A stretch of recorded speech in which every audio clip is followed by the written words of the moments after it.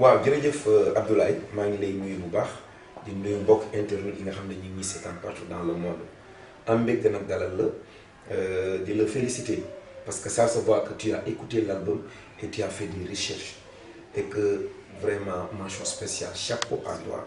ndax liggéey boo bàyyi lépp taamu dara ni lii laa taamu pour suma liggéey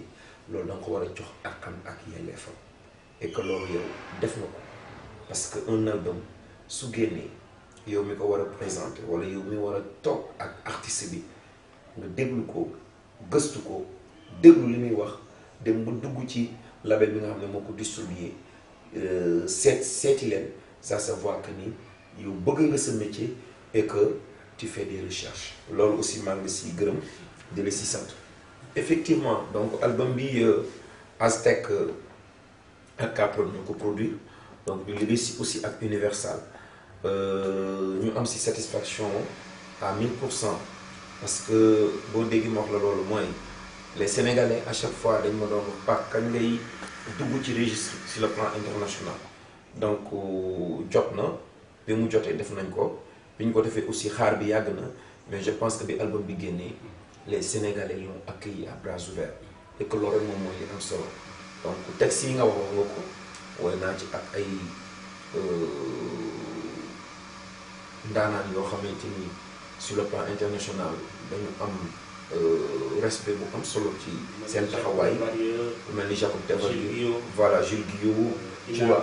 très bien donc ñoom ñëpp Awa Imani Moms Esprit Noir donc vraiment ñoom ñëpp jàpp si album bi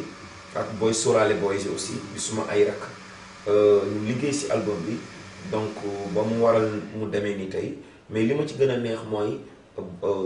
booloo bi ñu booloo ku ci nekk bi ngay ñëw da nga ñëw joxe corps et âme sentir ko tu n'as demandé absolument rien donc tu es venu avec le cœur donc loolu moo ñu motivé woon ci album bi et que def nañ ko si jàmm yàlla def nañ si sutura alhamdulilah daal. Pape, album bi nekk un trésor pour l'Afrique. Dans la mesure où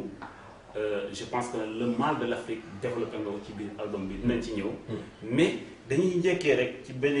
morceau bi nga xamante ne moom nga tuddee Far West Africa. Pape yàggul dara su fekkee yaa ngi suivre actualité dégg nga racisme bi amoon diggante match bi amoon PSG ak benn club turc ba Demba Ba. a wone fa ne africain pire la. boo demee Europe aussi mu am beneen visage boo xam ne moom la ñuy xoolee Afrique tey Pape def Far West Africa dem Kédougou les chutes d'eau de Kédougou mu tourné fa clip bi dem Lompoul ci dinde sable yi ci plage bi tourné ko ñu bëggoon xam rek Pape ban message lay lancé ak ban image Afrique la Pape di wone à travers Far West Africa. waaw xanaa Afrique gën a positionné wu Afrique gën a am place bu ñu yelloo si àdduna bi parce que am suñu indépendance rek doyul waaye nag ñu am suñu indépendance ba pare nag aussi vraiment mu wóor loolu dara daxu ko te wax nga ko sànq le cas de Demba Ba il y a aussi d'autres cas qui sont là et je vois que ni tey Afrique dañu wax naa ko ñun de li ñu war mooy jéem a doon benn donc Africa jóg leen ñu àndandoo boole suñu loxo boole suñu doole boole suñu xalaat parce que je veux dire que ni tey Afrique on a nos ressources naturelles Afrique maa ngi koy wax ci ça vient de l'Afrique